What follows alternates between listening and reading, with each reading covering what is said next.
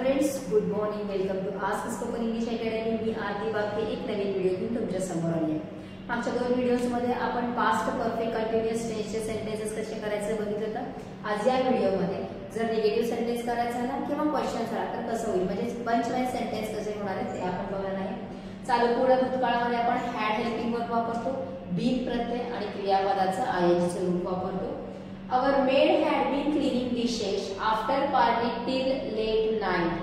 आमची मोलकरी पार्टी झाल्यानंतर रात्री उशिरापर्यंत भांडी स्वच्छ करत आली होती किंवा भांडे घासत आली होती. या कधीपर्यंत? Till late night. Negative sentence करत असताना जो हेल्पिंग वर्ब आहे त्याच्यानंतर आपण नॉट यूज करणार आहोत. So our maid had not been cleaning dishes after party till late night. had नंतर आपण नॉट यूज केला आहे. करत आलेली नव्हती किंवा करत नव्हती. प्रश्न करत असताना हेल्पिंग वर्ब पहिल्यांदा येतो. So had our maid been cleaning dishes after party till late night.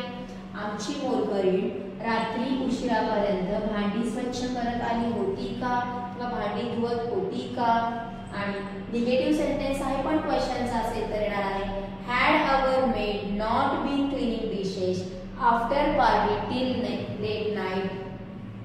रात्री उशिरापर्यंत आमची मोलकरीण पार्टी नंतर भांडी घासत आलेली नव्हती का. अगेन जेव्हा आपल्याला नॉट यूज करायचं आहे हेल्पिंग वर्बच्या नंतर यूज केलेला आहे. प्रश्न करत असताना सुद्धा आपण हेल्पिंग वर्बच पहिल्यांदा घेतलेला आहे. बाकी जे काही प्रत्यय असतील किंवा वर्बचे फॉर्म्स आहेत ते आपण काय केलेलं आहे सब्जेक्टच्या नंतर घेतलेलं आहे. इथं आपण हॅड आणि नॉट हे सेपरेट घेतलेलं आहे. जर आपल्याला शॉर्ट फॉर्म पाहिजे असेल तर कसं होऊ शकतं ते बघूया. The writer had been thinking about new story after his best seller book. त्याच्या बेस्ट सेलर बुक नंतर रायटर नवीन स्टोरी बद्दल विचार करत आलेला होता. The writer hadn't been thinking about new story after his best seller book. Best seller book च्या नंतर रायटर नवीन स्टोरीचा विचार करत आलेला नव्हता. इथं आपण had not सेपरेट घेतलेला आहे. इथं आपण hadn't हे त्याचं शॉर्ट फॉर्म घेतलेला आहे. अगेन क्वेश्चन करताना had the writer been thinking about new story after his best seller book. Best seller book नंतर रायटर नवीन स्टोरीचा विचार करत आला होता का किंवा करत होता का. आणि परत निगेटिव्ह सेंटेन्स करायचे क्वेश्चन साठी तर आपण हॅड नॉटचं हॅडंट घेतलेलं आहे स्टार्टिंगला. Hadn't the writer be thinking about new story after his best seller book.